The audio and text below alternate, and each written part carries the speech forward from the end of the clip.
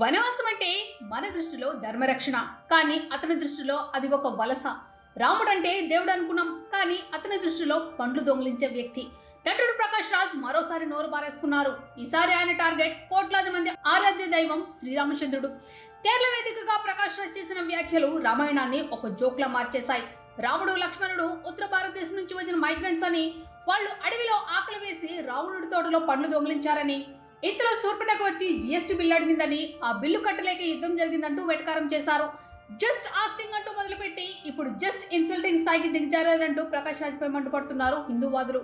అయితే తాను చేసిన వ్యాఖ్యలు రామాయణపై చేసినవి కావని, కేరళలో చిన్నపిల్లలు వేసిన రామాయణం వ్యంగ్య నాటకంలోని సన్నివేశాలను మాత్రమే తాను ఉదహరించానని, దేవుడిని కించపరచలేదంటూ ప్రకాష్ రాజ్ వాదిస్తున్నారు.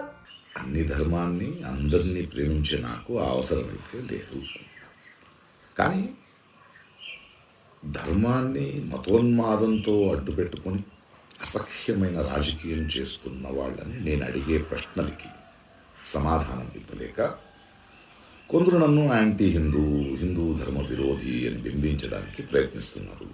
రాముని తాను తప్పుపట్టడం లేదని, కేవలం రాముడి పేరుతో జరుగుతున్న రాజకీయ వ్యాపారాన్ని మాత్రమే ప్రశ్నిస్తున్నానంటూ చెప్పారు.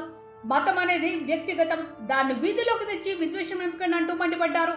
తనపై ఎన్ని కేసులు పెట్టినా, ఎన్ని ఎఫ్ఐఆర్లు ఫైల్ చేసినా భయపడనని, ఒక పౌరుడిగా ప్రశ్నించే హక్కు తనకుందంటూ స్పష్టం చేశారు. అన్ని నిజాలను త్వరలోనే బయటకు తెస్తానని, అప్పుడు ప్రతి ఒక్కరికి సమాధానం ఇచ్చి తీరుతానని అన్నారు.